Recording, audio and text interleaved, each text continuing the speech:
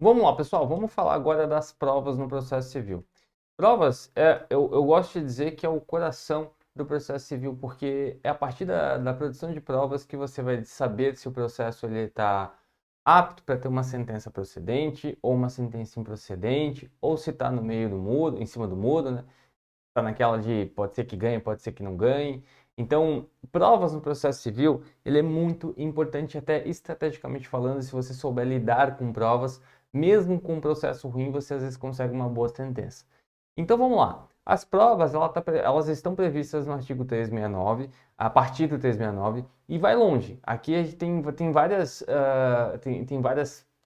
tipos de prova, e não só tem vários tipos de prova, mas também cada uma delas tem. O CPC vai falar sobre a força probatória, o quanto que aquilo ali serve de prova, o procedimento para fazer aquilo ali. E eu não pretendo abordar aqui todos esses aspectos, tá? Eu pretendo abordar só alguns aspectos práticos sobre a prova, como elas são, como que funciona, claro, e os requisitos mais práticos de todas essas provas, tá? Então, vamos lá, vamos falar das provas. As partes têm o direito de empregar todos os meios legais, todos os meios legais. Deixa eu pegar a caneta aqui de novo. Ó, todos os meios legais, todos, bem como os moralmente legítimos. Olha que interessante, moralmente legítimos, ainda que não especificado nesse código para provar a verdade dos fatos em que se funda o pedido ou a defesa e influir eficazmente na convicção do juiz. Então, prova no processo civil é tudo o que você conseguir trazer de elementos que demonstrem para o juiz que você tem um direito. Esse fato aconteceu e eu tenho um direito. O direito propriamente dito, ele já existe na legislação. Então está lá escrito, o direito é esse. Agora, o que aconteceu que lhe dá esse direito? E a partir disso, dessa construção, o que aconteceu que lhe dá esse direito? Eu vou ter os meios de prova. O que eu provo? Quais os documentos que eu vou trazer? Os elementos que eu vou trazer que prova esse direito? Então, prova no processo civil é uma fase muito importante do processo, porque você tem momentos de fazer essa prova e você tem que respeitar esses momentos. Você não tem escolha, senão você preclui seu direito de apresentar essa prova. A gente já viu que o momento mais importante do processo civil para fins de trazer documentos é na inicial ou na contestação. Por quê? Porque naquele momento é o momento em que você, de fato, vai trazer todos os elementos necessários de prova para convencer o juízo de que você tem um direito e aquele direito é o que você está pleiteando na inicial e você tem que ganhar. Ou na contestação, né? E a ação tem que ser julgada improcedente. Então, quando eu falo em prova, é um tema de grande relevância. É claro que eu vou resumir, mas eu vou trazer para vocês quais são as provas que estão no processo civil. E aí, claro, fica o convite para estudar cada um dos procedimentos.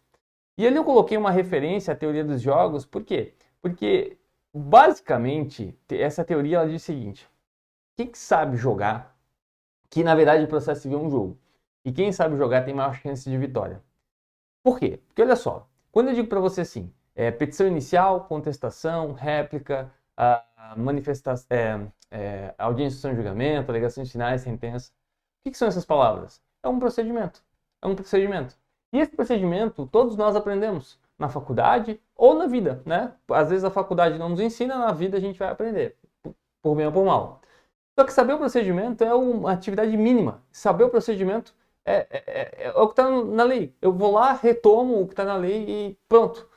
Agora, saber jogar o jogo do processo civil é que é a grande sacada. É você entender em que momento você vai trazer, por que você vai trazer e como que você vai fazer aquela produção de prova.